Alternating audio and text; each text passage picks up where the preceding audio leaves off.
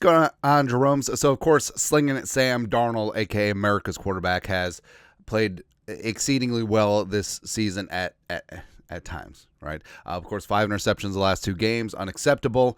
But there's something else that's been bugging me about Darnold this season, and it's been him hanging on to the ball too long. Now, just anecdotally, eyeball test, just watching the game in real time, don't you get in the pit of your stomach? Just like he drops back, 5-7 step drop, steps up, scanning, looking the field, just staring downfield, probably staring at Justin Jefferson. Where's 1-8? Right? And the entire time in the back of your mind, or even verbally after a couple of bourbons, you're just like, throw the ball, throw the damn ball, right?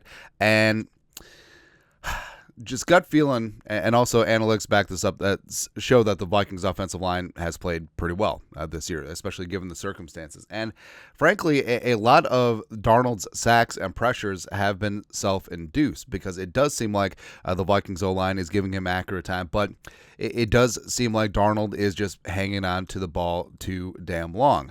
And it sort of bugged me. So I looked up the numbers, and it does bear things out. So Darnold has the most time in the NFL, time to throw. So clean pocket before pressure or the ball is out, 2.77 seconds, right? So that's, first off, that speaks to the speed of the game, man. But Darnold, I mean, the much maligned Vikings offensive line is giving Darnold tons of time. But conversely, they're still 29th in the league in pressure rate at 26.8% and 23rd in sacks allowed, 27. And yeah, part of that is the Vikings have a tendency to give up some quick interior pressure, notably at right guard. Yeah. But overall, the eyeball test matches up with the stats, where it's just like, hey, he's got a clean pocket, and he's sitting back there. He's looking for the big plays, trying to score 10 points on every single play. Just get rid of the ball. Also, a handful of Darnold sacks have been 5 yards and less. So, beyond Darnold taking 9-10 yard sacks that you can't take on third down. But a majority of Darnold's sacks have been under 5 yards, and it's been him in a clean pocket, running out of time eventually by his own hand, not because the offensive line isn't blocking, stepping up and then getting a 3, 4, 5 yard sack, where that will still get dinged to the offensive line by most analytics. PFF is actually pretty good about assigning blame to quarterbacks when it's warranted, but I mean, then Vikings fans are just like, the damn old offensive line again. But really, no, it is Darnold. And also, what's been stunning is that 7 of his 10 interceptions have come from a clean pocket.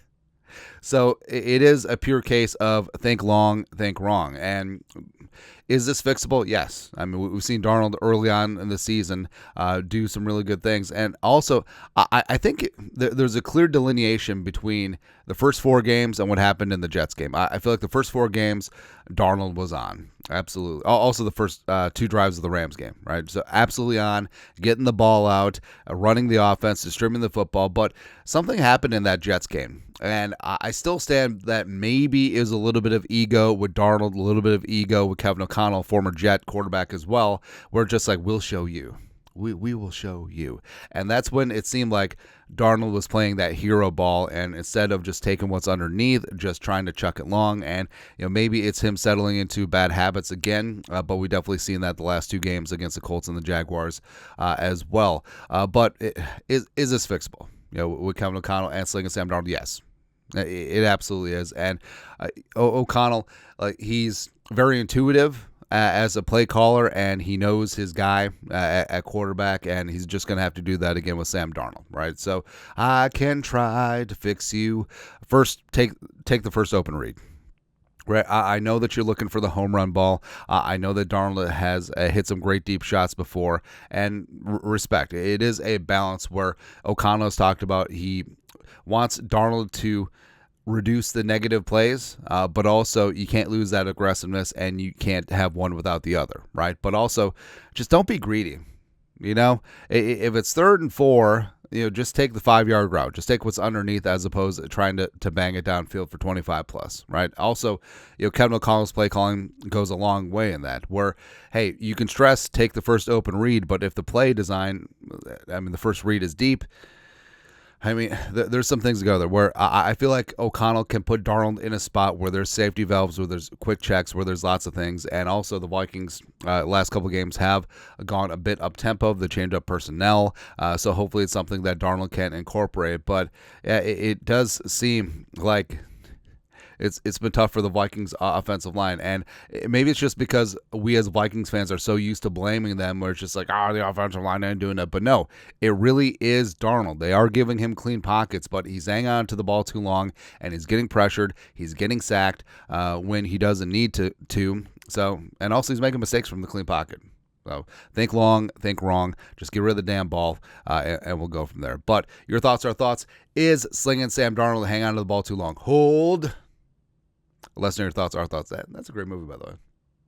Anyways, you know what to do. Skull production value.